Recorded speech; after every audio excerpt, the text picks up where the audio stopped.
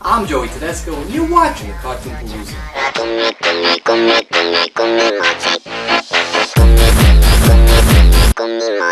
So what's worse than a live-action adaptation of a cartoon? How about a live-action adaptation made for television? Grow Up Timmy Turner is the Fairly Odd Parents movie not made for theaters, commemorating the 10th anniversary of the show's premiere. So what better way to celebrate a hand-drawn animated show than to have a live-action TV movie? Well played, Butch Hartman, well played. So our movie begins and we have our live-action Timmy Turner, played by Drake Bell. I'd mention that he's the latest voice of Spider-Man, but let's be honest, we'll take it one destroyed franchise at a time. We also have a CG Wanda, Cosmo, and Poof. Go ahead, Poof! Give it to him! Thanks, Poof! For those of you who stopped following the Fairly Odd Parents, Poof was the newborn child conceived by Cosmo. Let that sink in your mind. Cosmo giving birth to a baby. I think the best way I could describe Poof is, third wheel. I mean, the character wasn't as widely hated as Scrappy-Doo. I just found this character to be incredibly pointless. Episodes would literally have Poof just floating around and looking cute and not doing anything. Coincidentally, that's Poof's role in this movie as well. So as you ask yourself, what is a 20-something-year-old playing a character that's 10 years old? It turns out that Timmy is actually 23 years old, acting like a kid in order to keep his fairy godparent, who'll leave once you grow up. This includes staying home with his folks, not falling in love, and staying in the 5th grade. Now you may also be asking yourself, how does somebody stay held back 13 years in the 5th grade?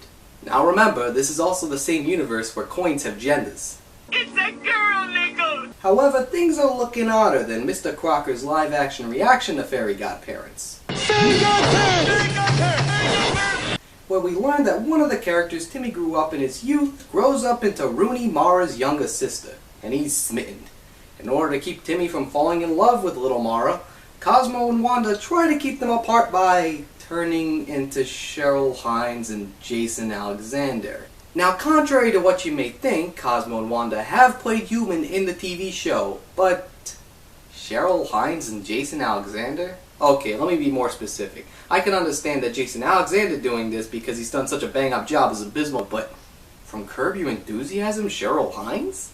And it isn't like they're playing a big role. They're in this 55-minute movie for 2 scenes. Why couldn't they just have the voice actors come in and play live action? Timmy's dad does it, so why can't they? Really? Ooh, they need unskilled workers at that new dynamite factory. Sounds exciting and dangerous. Whatever. As this plotline goes on, the clichédiest of all clichés in the kids' films show up. And it's an oil tycoon who wants to tear down the park I never recall seeing in the show. Like, ever. To build an oil ring in a hotel at once. And before you say that's the stupidest idea ever, Mr. Crocker convinces the tycoon that they can capture Timmy godparents. Yeah, it somehow takes Crocker 13 movie years and a bunch of TV movies and specials to finally figure out how to capture these farts. They capture his Timmy girlfriend, and, well, tell me what you're reminded of when you see the villain's lair. I'll let this clip play out a little bit longer and then I'll show you. Welcome to my evil subterranean lair. What is this place? A prison of unspeakable horror!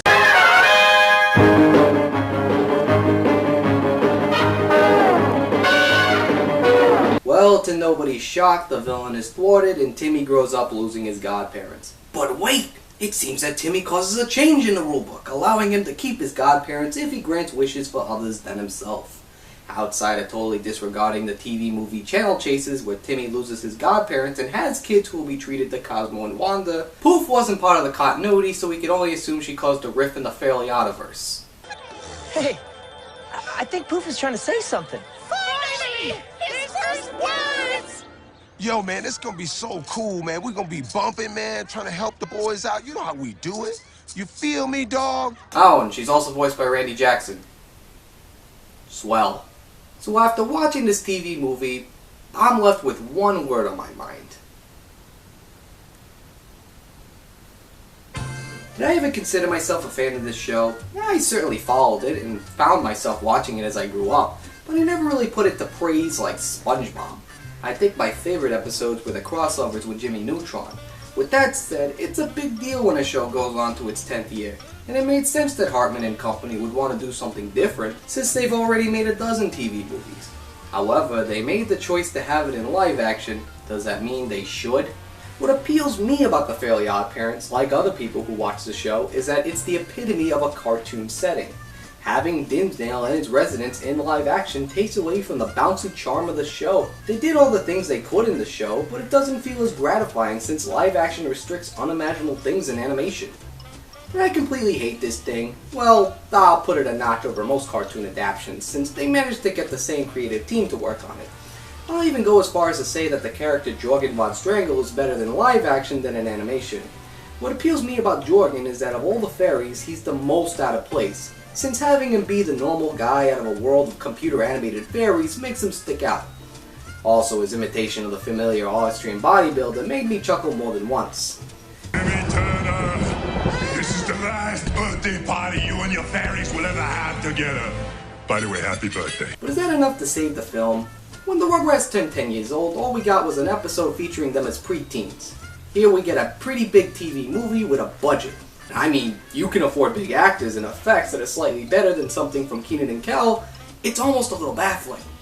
As a somewhat fan, I would just prefer the show lie low for a while. It had a good run, so there's no point in keeping this going. Because apparently, this isn't the only movie they have planned. Hartman, start working on that Danny Phantom movie and forget about the Fairly Odd Parents. I'm Joey.T.Cartoon.P, and thanks for watching this episode of the Cartoon Palooza.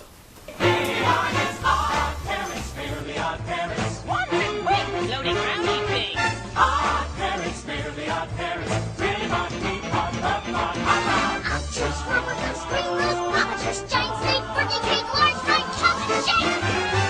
Odd parents, merely odd parents. They let you live in you and your kid.